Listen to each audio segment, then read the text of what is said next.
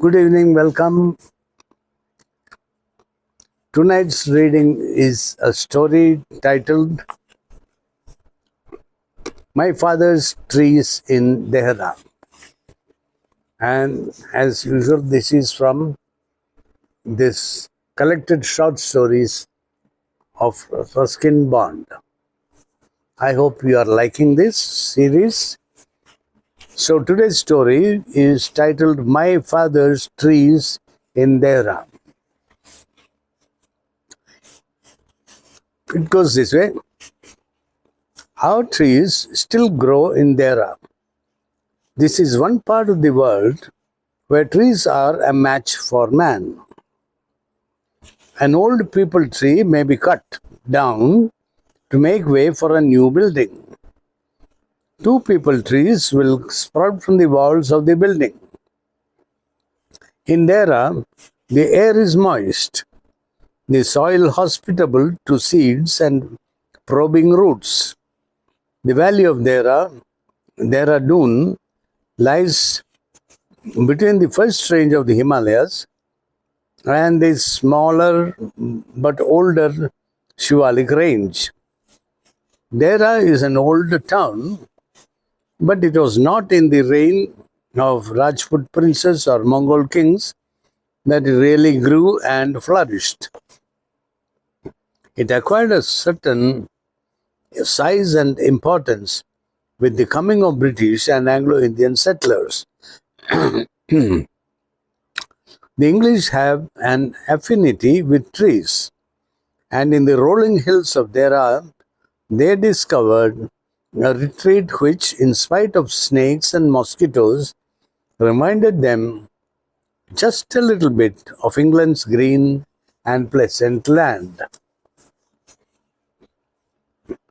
The mountains to the north are austere and unhospitable. The plains to the south are flat, dry, and dusty. But Dehra is green. I look out of the train window at daybreak to see the sal and shisham trees sweep by majestically, while trailing vines and great clumps of bamboo give the forest a darkness and density which add to its mystery. There are still a few tigers in these forests, only a few, and perhaps they will survive to stalk the spotted deer and drink at forest pools. I grew up in Dehra. My grandfather built a bungalow on the outskirts of the town at the turn of the century. The house was sold a few years after independence. No one knows me now in Dehra, for it is over 20 years since I left the place, and my boyhood friends are scattered and lost.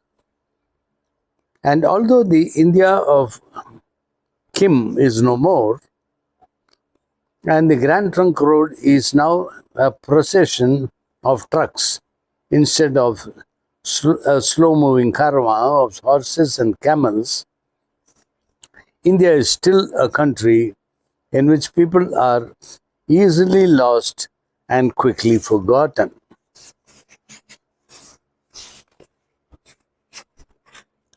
From the station, I can take either a taxi or a snappy little scooter rickshaw. There had neither before 1950. So both either a taxi or a scooter, they both came later. But because I am on an unashamedly sentimental pilgrimage, I take a tonga, drawn by a lean, listless pony, and driven by a tubercular old Muslim in a shabby green waistcoat. Only 2 or 3 tongas stand outside the station. There are always 20 or 30 here there were always 20 or 30 in the 1940s when I came home from boarding school to be met at the station by my grandfather. But the days of the tonga are nearly over. And in many ways, this is a good thing because most Tonga ponies are overworked and underfed. Its wheels squeaking from lack of oil and its seat slipping from under me. The Tonga drags me through the bazaars of Dehra. A couple of miles of this slow funereal pace makes me impatient to use my own legs, and I dismiss the Tonga when we get to the small Dilaram Bazaar. It's a good place from which to start walking. The Dilaram Bazaar has not changed very much. The shops are run by a new generation of bakers, barbers, and banias, but professions have not changed.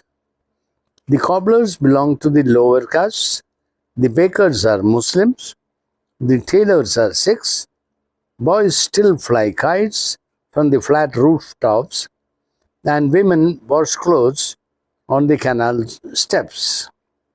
The canal comes down from Raipur, or is it Rajpur, and goes underground here to emerge about a mile away. I have to walk only a furlong to reach my grandfather's house. The road is lined with eucalyptus, jacaranda, and laburnum trees. In the compounds, there are small groves of mangoes, lychees, and papayas. The poinsettia thrusts its scarlet leaves over garden walls. Every veranda has its bougainvillea creeper. Every garden its bed of marigolds. Potted palms, those symbols of Victorian snobbery, are popular with Indian housewives. There are a few houses, but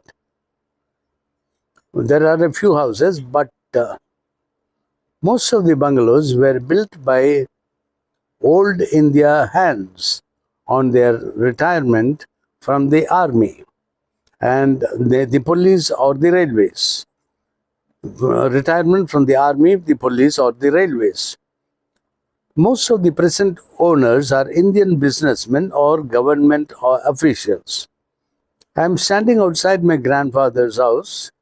The wall has been raised and the wicket gate has disappeared. I cannot get a clear view of the house and garden. The nameplate identifies the owner as Major General Saigal. The house has had more than one owner since my grandparents sold it in 1949. On the other side of the road, there is an orchard of lychee trees. This is not the season for fruit, and there is no one looking after the garden. By taking a little path that goes through the orchard, I reach higher ground and gain a better view of our old house. Grandfather built the house with granite rocks taken from the foothills. It shows no sign of age. The lawn has disappeared, but the big jackfruit tree giving shade to the side veranda is still there. In this tree, I spent my afternoons absorbed in my magnets, champions, and hotspurs, while sticky mango juice trickled down my chin. Into bracket, one could not eat the jackfruit unless it was cooked into a vegetable curry. That's what he says. So I have eaten jackfruit without being cooked. It must be ripe. There was a hole in the bowl. Was that there was a hole in the bowl of the tree in which I kept my pocket knife, cap, top, catapult, and any badges or buttons that could be saved from my father's RAF tunics when he came home from on leave. There was also an iron cross, a relic of the First World War, given to me by my grandfather. I have managed to keep the iron cross, but what did I do with my top and catapult? Memory fails me. Possibly they are still in the hole in the jackfruit tree. Oh, I see. So there's a hole in the jackfruit tree where he has stored away all these things. There was a hole in the bole of the tree. I don't know what bole means, of the tree in which I kept all these things. So possibly they are still in the hole in the jackfruit tree. I must have forgotten to collect them when we went away after my father's death.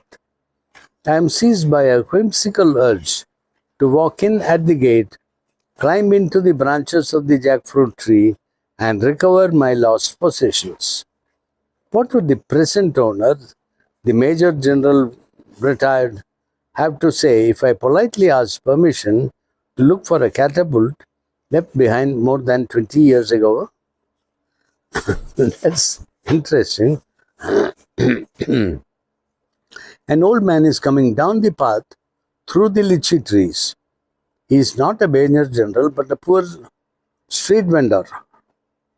He carries a small tin trunk on his head and walks very slowly. When he sees me, he stops and asks me if I will buy something. I can think of nothing. I can think of nothing I need. Hold on. But the old man looks so tired, so very old, that I am afraid he will collapse if he moves any further along the path without resting. So I ask him to show me his wares. He cannot get the box off his head by himself, but together we manage to set it down in the shade. And the old man insists on spreading its entire contents on the grass. Bangles, combs, shoelaces, safety pins, cheap stationery, buttons, pomades, elastic, and scores of other household necessities. When I refuse buttons because there is no one to sew them on for me, he piles me with safety pins. I say no, but as he moves from one article to another, his querulous, persuasive voice slowly wears down my resistance, and I end up buying envelopes, a letter pad, pink roses on bright blue paper, a 1 rupee fountain pen, guaranteed to leak, and several yards of elastic. I have no idea what I will do with the elastic, but the old man convinces me that I cannot live without it. Exhausted by the effort of selling me a lot of things I obviously do not want, he closes his eyes and leans back against the trunk of the lychee tree. For a moment I feel nervous. Is he going to die sitting here beside me? He sinks to his haunches and puts his chin on his hands. In his hands. He only wants to talk. I am very tired, Huzur, he says. Please do not mind if I sit here for a while. Rest for as long as you like, I say. That's a heavy load you have been carrying.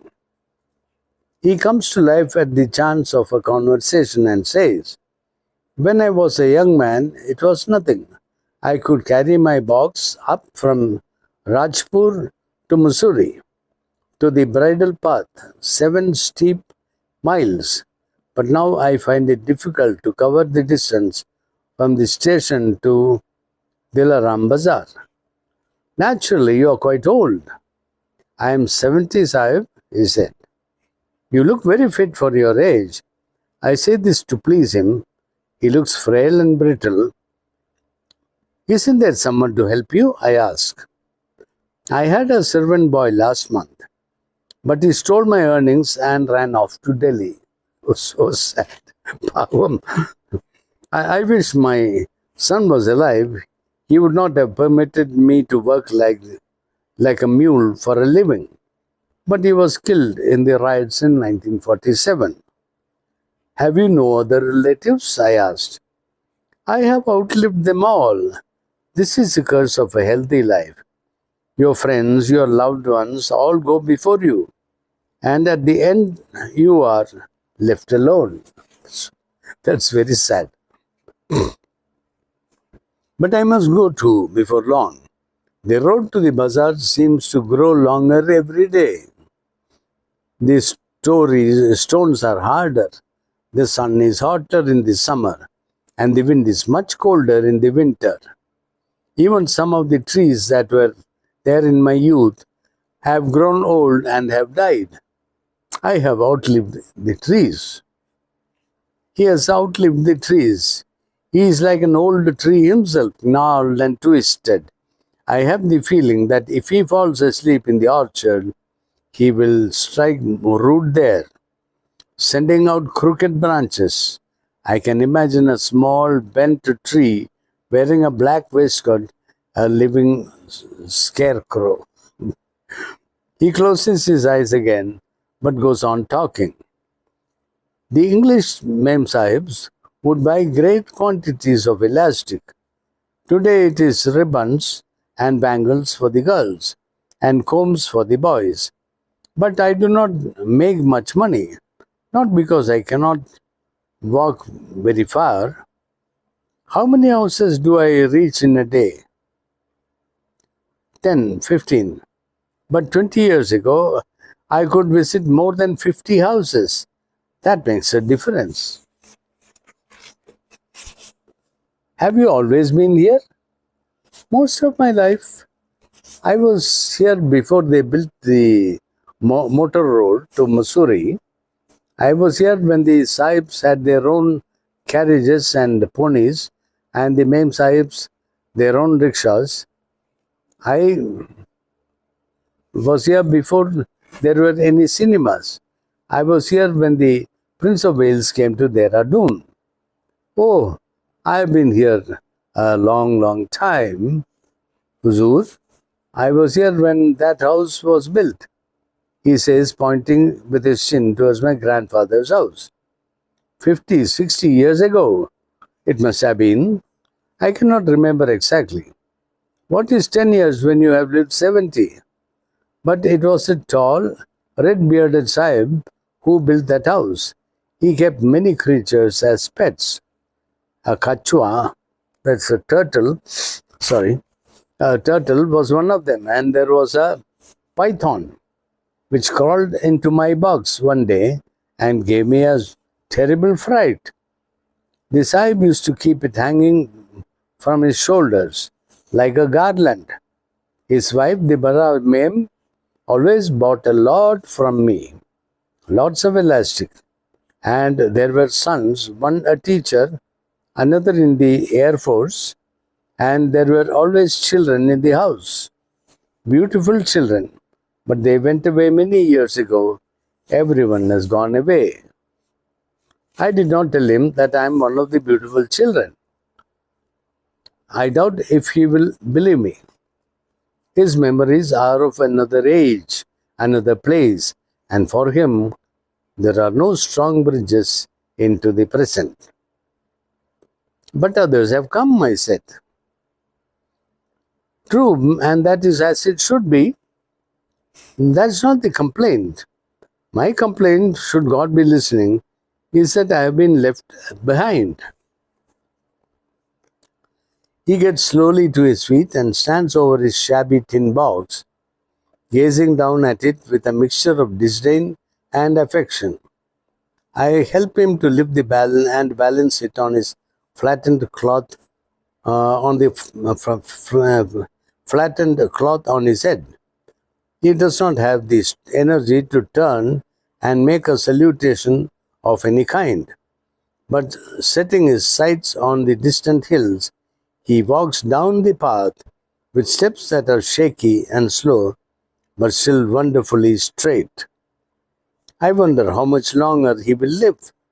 Perhaps a year or two, perhaps a week, perhaps an hour. It will be an end of a living. But it will not be death. He is too old for death. He can only sleep. He can only fall gently, like an old crumpled brown leaf.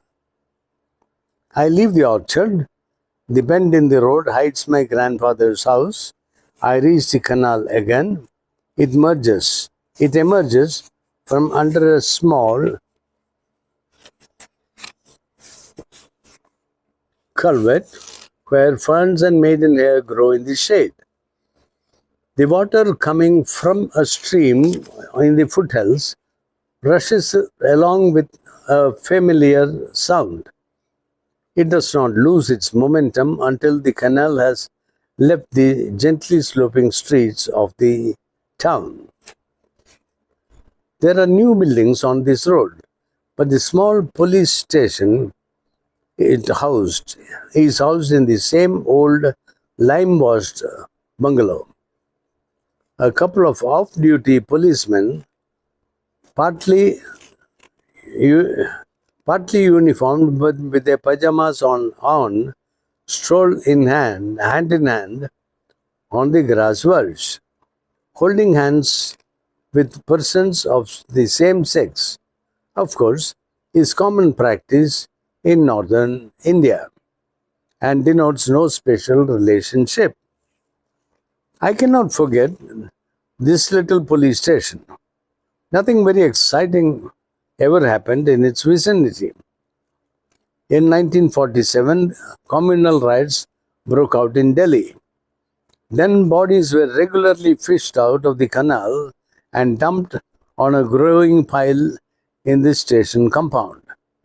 I was only a boy, but when I looked over the wall at that pile of corpses, there was no one who paid any attention to me. They were too busy to send me away. At the same time, they knew that I was perfectly safe. While Hindus and Muslims were at each other's throats, a white boy could walk the streets in safety. No one was any longer interested in the Europeans. The people of Dehra are not violent by nature, and the town has no history of communal discord. But when refugees from the partitioned Punjab poured into Dehra in their thousands, the atmosphere became charged with tension. These refugees, many of them Sikhs, had lost their homes and livelihoods. Many had seen their loved ones butchered. They were in a fierce and vengeful frame of mind. The calm, sleepy atmosphere of Dehra was shattered during 2 months of looting and murder. Those Muslims who could get away fled. The poorer members of the community remained in a refugee camp until the Holocaust was over. Then they returned to their former occupations, frightened and deeply mistrustful. The old Bucksman was one of them. I cross the canal and take the road that will lead me to the riverbed. This was one of my father's favorite walks. He too was a walking man. Often when he was home on leave, he would say, "Ruskin, let's go for a walk." And we would slip off together and walk down to the riverbed or into the sugarcane fields or across the railway lines and into the jungle. On one of these walks, this was before independence, I remember him saying, "After the war is over, we'll be going to England. Would you like that?" "I don't know," I said. "Can't we stay in India? It won't be ours anymore." "Has it always been ours?" I asked. "For a long time, over 200 years.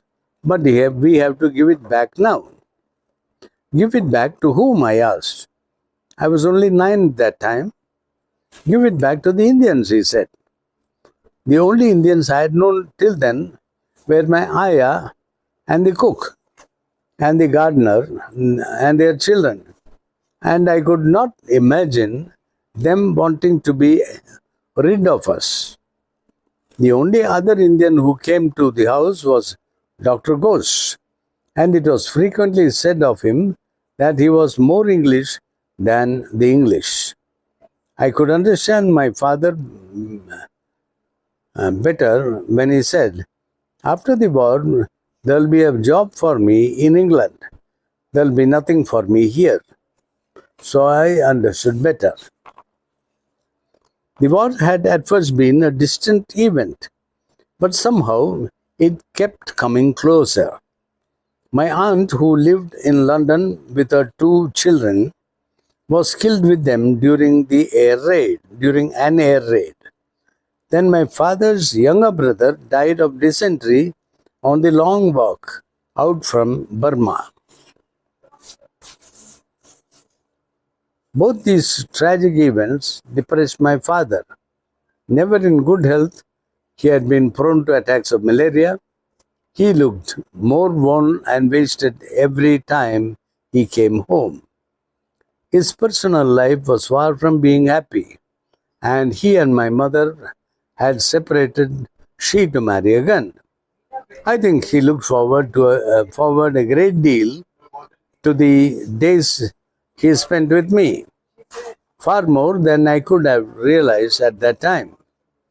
I was someone to come back to, someone for whom things could be planned, someone who could learn from him. Dehra suited him. He was always happy when he was among trees, and this happiness communicated itself to me. I felt like dwelling close to him. I remember sitting beside him on the veranda steps when I noticed a tendril of a creeping vine that was trailing near my feet. As we sat there doing nothing in particular in the best gardens, time has no meaning.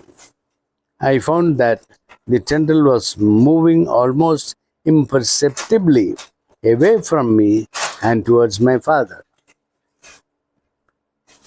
20 minutes later, it had crossed the veranda steps and was touching his feet. This in India is the sweetest of salutations. There is probably a scientific explanation for the plant's behavior, something to do with the light and warmth on these veranda steps. But I like to think that its movements were motivated simply by an affection for my father. Sometimes when I sat beneath a tree, I felt a little lonely or lost. As soon as my father rejoined me, the atmosphere lightened, the tree itself became more friendly. Most of the fruit trees around the house were planted by father, but he was not content with planting trees in the garden. On rainy days, we would walk beyond the riverbed, armed with cuttings and saplings, and then we would amble through the jungle, planting flowering shrubs between the sal and shisham trees. But no one ever comes here, I protested the first time. Who is going to see them? Someday, he said, someone may come here this way. If people keep cutting trees instead of planting them, there will soon be no forest left at all, and the world will be just one vast desert.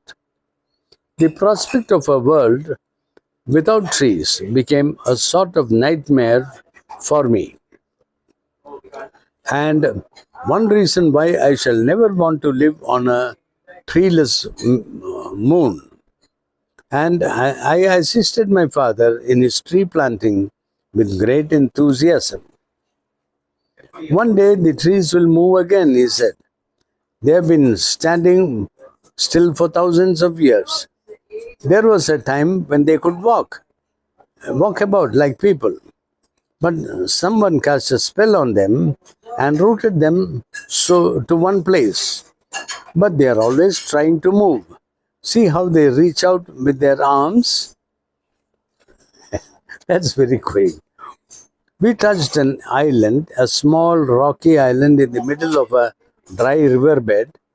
It was one of those riverbeds so common in the foothills, which are completely dry in the summer but flooded during the monsoon rains. The rains had just begun, and the stream could still be crossed on foot. When we set out with a number of tamarind, laburnum, and coral tree saplings and cuttings, we spent the day planting them on the island, then ate our lunch there in the shelter of a wild plum. My father went away soon after the tree planting. 3 months later, in Calcutta, he died. I was sent to boarding school. My grandparents sold the house and left Dehra. After school, I went to England.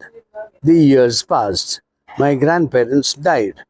And when I returned to India, I was the only member of the family in the country.